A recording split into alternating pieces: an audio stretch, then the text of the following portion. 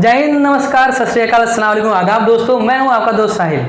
मूल मंत्रा के online platform में आपका हार्दिक स्वागत करता हूं। जीएस की जादुई क्लास में अगली क्लास है ज्योग्राफी की, और इस ज्योग्राफी में हम याद करने वाले पहला चैप्टर यानी कि ग्रह। और इस ग्रह में भी एक ऐसा ग्रह है जैसे क्या याद करना है, कैसे याद करना है, आपके दिमाग में होता है इतने सारे फैक्ट कैसे याद करें। तो मैं आपको आज डेमो दे रहा हूं और याद करते हैं एक ग्रह के बारे में। वो ग्रह है वीनस यानी कि शुक्र। तो मेरा काम है अभी इस समय आपको ये बताना कि किस तरीके से याद होगा पूरा ग्रह, किस तरीके से याद होगा, किस तरीके से पूरा ज्योग्राफी याद करना है। तो मैं आपको पहले फिर से वही तरीका जैसे पॉलिटी में किया था कि क्लास को 3 पार्ट में बांटते हैं। पहला शुरू का 5 मिनट या 4 मिनट हम आपको बताएंगे क्या क्या चीज़ें असल में आप पढ़ रहे होते हैं, असल में किताबों में क्या लिखा है, कोई फैक्ट क्या है किसी भी ग्रह के बारे में, जैसे एग्जांपल के तौर पर। दूसरा फिर मैं बताऊंगा क्यों, उसके पीछे कॉन्सेप्ट क्या है, अगर चमकीला है तो क्यों है, गर्म है तो क्यों है, पृथ्वी जुड़ा हुआ बहन कहते हैं तो क्यों कहते हैं किसी ग्रह को। फिर अगली चीज़ पे चलेंगे, वो है सबसे इंपॉर्टेंट पार्ट, आपके लिए मज़ेदार होता है, वो है ट्रिकी पार्ट, जो याद करने में आपको आसानी होती है। तो शुरू करते हैं। एक ग्रह है, एग्जाम्पल दे रहा हूँ, डेमो है ये मत सोचना कि शुरुआत है ग्रहों की तो उसमें मैं आपको ये बताने वाला हूँ स्टार किसे कहते हैं, ग्रह किसे कहते हैं, प्लूटो।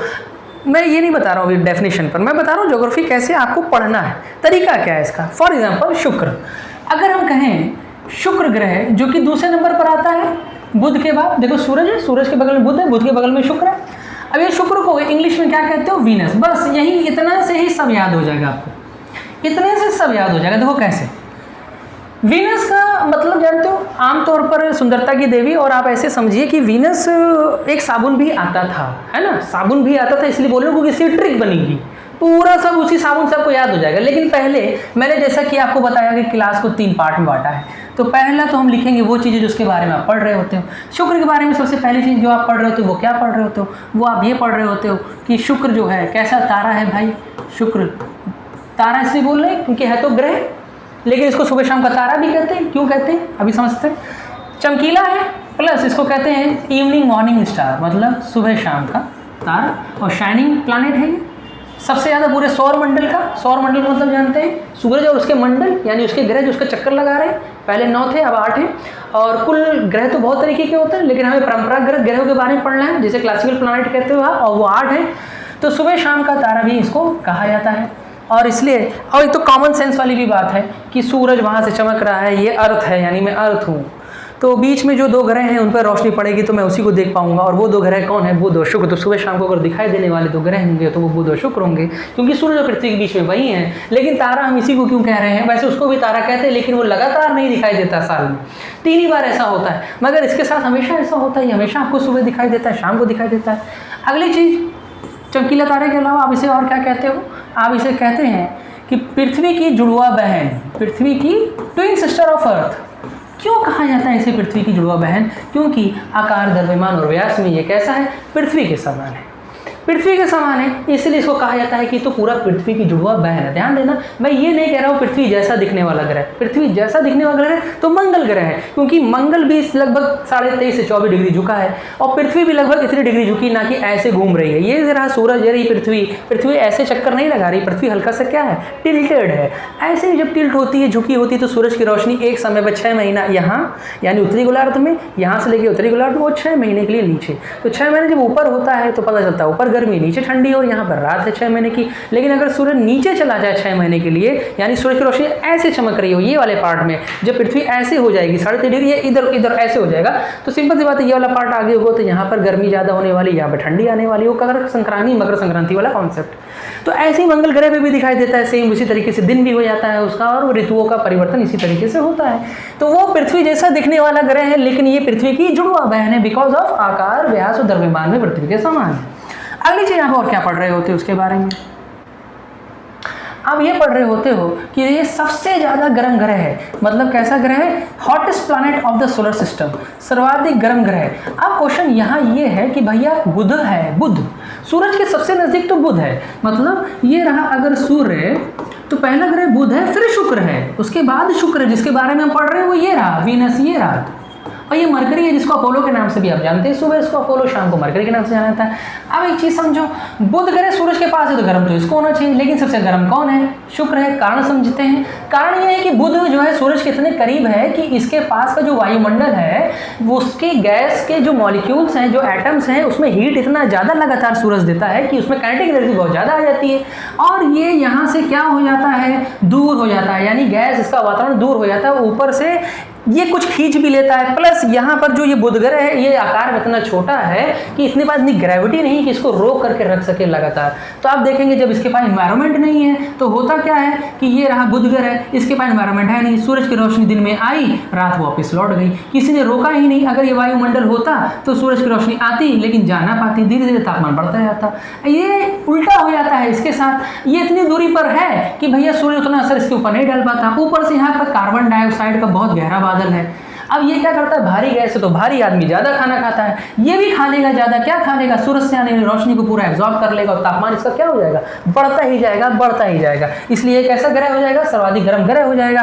और क्या पढ़ रहे होते हैं आप शुक्र ग्रह के बारे में? आप जान रहे होते हैं कि ये वो ग्रह है जो अपनी धुरी पे कैसा घूमता है, जो अपनी धुरी पर कैसा घूमता है? उल्टा घूमता है, क्लॉकवाइज घूमता है। मतलब जितने भी ग्रह हैं वो लगभग, देखो दो ट्रिक है, दो ग्रह ऐसे हैं जो उल्टा घूमते हैं, ऐसे दो ग्रह हैं जो अपनी धुरी पे कैसे घूमते हैं? उल्टा घूमते हैं। वो दो ग्रह कौन से? उसकी ट्रिक है। देखो भैया, ये रहा सूरज और सूरज के पास 8 ग्रह हैं। इन 8 ग्रहों में अगर आप दाहिने से देखेंगे तो दूसरे नंबर पर और बाएं से देखेंगे तो दूसरे नंबर पर। मतलब मान लेते हैं ये रहा सूरज, ये रहा बुध, शुक्र, पृथ्वी, मंगल, बृहस्पति, शनि, अरुण, वरुण। तो यहाँ से दूसरे नंबर पर और यहाँ से दूसरे नंबर पर, यहाँ से दूसरे नंबर पर शुक्र है और यहाँ से दूसरे नंबर पर अरुण है। ये दोनों ही ग्रह अपनी धुरी पे उल्टे घूमते हैं, यानी जहाँ हर ग्रह पश्चिम से पूर्व घूमता है, ये ग्रह पूर्व से पश्चिम घूमते हैं। यानी जहाँ हर ग्रह पर सूर्य लगभग 6 ग्रह ऐसे हैं जहाँ पर क्या होता है? सूरज कहाँ उगता है? सूरज पूरब में उगता है, पश्चिम में डूबता है। लेकिन ये दो ग्रह ऐसे हैं कि उल्टा घूमने की वजह से सूरज पश्चिम में उगता है और पूरब में डूबता है। अगली चीज इसके बारे में आपको ये पढ़नी है कि ये एक ऐसा ग्रह है जो सूर्य के सबसे नजदीक है। ये ऐसा ग्रह है जो सूर्य के क्या है? सूर्य के नहीं, अर्थ के। ये ऐसा ग्रह है जो अर्थ यानी कि पृथ्वी के सबसे करीब है, नियरेस्ट टू द अर्थ, सबसे नजदीक है। ठीक है, सबसे क्या है? नज़दीक है। अगली चीज़ आप क्या पढ़ते हो? ये अपनी धुरी पे कैसा घूमता है भैया? उल्टा घूमता है। यह भी अभी मैंने आपको बताया। और ये आलसी भी है। कैसा ग्रह है? आलसी। आलसी का मतलब जानते हैं? इसकी जो घूर्णन की गति वो बहुत ही स्लो है, इसका जो रोटेशन है बहुत ही ज़्यादा स्लो है। तो आलसी ग्रह है। कैसा ग्रह है? आलसी ग्रह है। घूर्णन की गति बहुत स्लो है, एक दिन इसका 1 साल से भी बड़ा होता है। पृथ्वी है, मान लीजिए ये रहा अर्थ।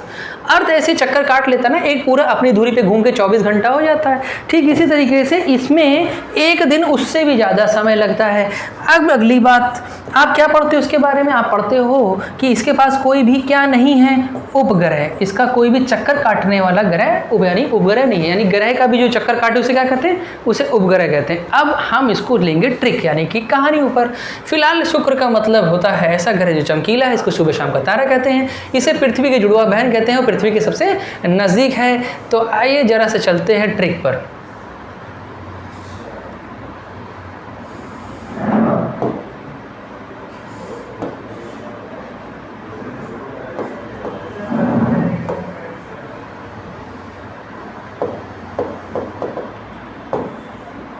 पहली चीज,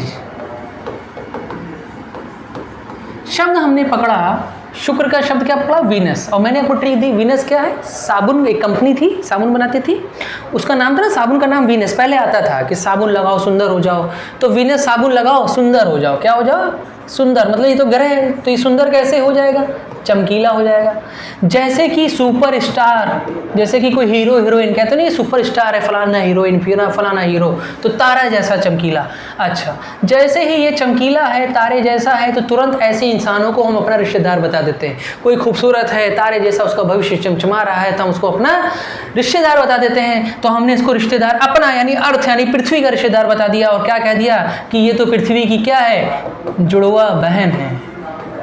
और जुड़वा होने का दो तरीका, दो क्वालिटी होती है। माँ के गर्भ में दो जुड़वा बहनें, इमेजिन करो आप डॉक्टर हैं, अल्ट्रासाउंड कर रहे हैं, आपने देखा, क्या देखा? दो बहनें माँ के गर्भ में, जुड़वा। तो क्या दिखाई देता है जुड़वा होने का? पहले तो दोनों एक दूसरे के बहुत करीब होंगी, दोनों एक दूसरे के बहुत करीब होंगी, के करीब होगा। और दूसरी चीज और क्या देखते हैं हम कि दोनों व्यास और आकार में कैसे होंगे और द्रव्यमान में कैसे होंगे, एक जैसे होंगे। अब मुझको एक बात बताओ, बात यह है कि एक तो वो चमकीला ग्रह है, ऊपर से सुंदर है, ऊपर से पृथ्वी की जुड़ा बहन है, तो ऐसे इंसान का भाव ज़्यादा होगा कम, तो ऐसे इंसान का भाव ज़्यादा होता है क्योंकि सुंदर भी है। अच्छा, जब भाव ज़्यादा है तो सिंपल सी बात है, ये जब भाव ज़्यादा खाएगा तो काम भी उल्टा करेगा।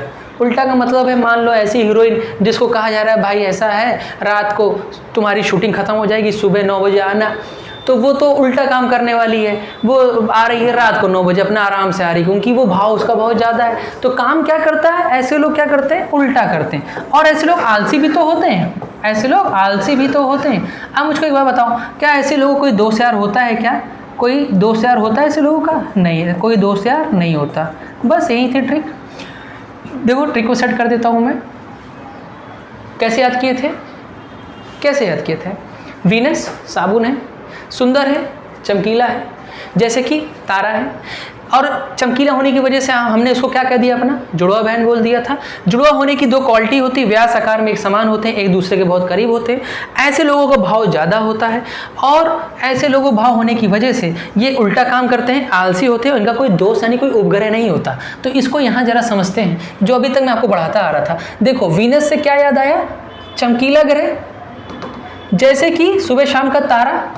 उसके बाद जैसे अगर मैं आपको ये बताऊं कि चमकीला है तो क्या कह दिया था इसको हमने, जुड़वा बहन। तो आप देखिए जरा, पृथ्वी की क्या है, ये जुड़वा बहन है, देख रहे हैं आप। चमकीला है, सुबह का शाम का तारा, चमकीला सुबह शाम का तारा। फिर चमकीला है तो आपने क्या कह दिया था, पृथ्वी की जुड़वा बहन, तो पृथ्वी की जुड़वा बहन। अच्छा, बहन जुड़वा है तो मतलब ये दोनों एक दूसरे के क्या हैं, देखो ये एक दूसरे के, पृथ्वी के ये क्या है, नज़दीक है। और दूसरी चीज़, व्यास और आकार में क्या है, पृथ्वी के समान है, इसलिए इसको आप जुड़वा बहन कह रहे हैं। फिर इस ऐसे लोगों का भाव ज़्यादा होता है। भाव का मतलब ये कैसा ग्रह है, ये गर्म ग्रह है, ये गर्म ग्रह है। और ऐसे लोग क्या करते हैं, उल्टा काम करते हैं, तो अपनी धुरी पे क्या कर रहा है, उल्टा घूम रहा है। ऐसे लोग आलसी हैं, तो देख रहे हैं ये एक दिन ही इसका इतना बड़ा है जितना कि इसका एक साल उससे भी बड़ा है।